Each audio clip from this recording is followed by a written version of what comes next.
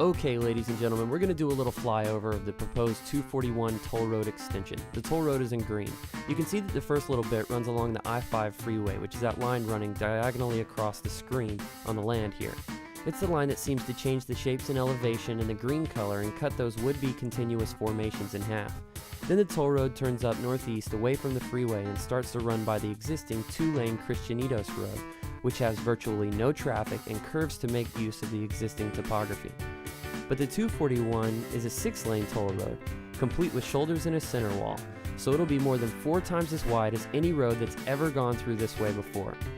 If the toll road follows the dimensions typical of a freeway in California, it will be 108 feet wide, and that's not including any area blocked off for right-of-way.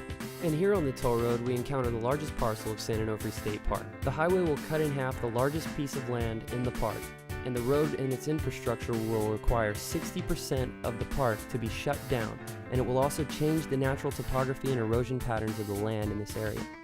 And now we pass the suburban development of Talega on the left and the Donna O'Neill Land Conservancy on the right, which was set aside to make up for the change in the environment that the Talega development created. This 6-lane highway goes right through this conservancy too, which was supposed to be preserved for conservational mitigation. Something else that's interesting to note here is the difference in the shades of brown in this animation. Those are supposed to signify elevation changes like in a topographical map. And when a highway needs to go from a high elevation to a low one, the normal procedure is to cut off and dig through the high elevations and fill in the low ones so that people can drive fast on a straight flat road. Natural erosion is what makes these formations, and when you let it do its thing, that's when you end up with watersheds like the one along the San Mateo Creek, which was the green space that we saw back at the beginning of this video.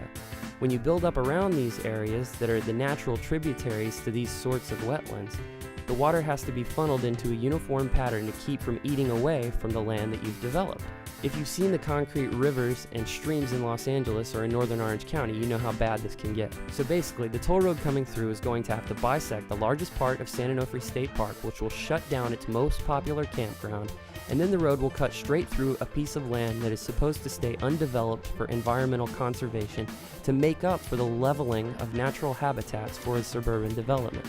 All in all, the road would go through several miles of northern San Diego and southern Orange counties, which have not been developed, and that will set the stage for more SoCal suburban sprawl, which incidentally is the cause of virtually all of our current traffic problems. This toll road will use up land that is currently accessible to the whole of the state as recreational and conservational land and put it to use for the minority of people traveling through the area who can afford and are willing to pay the approximately $12 that it will cost to drive down this 16-mile stretch.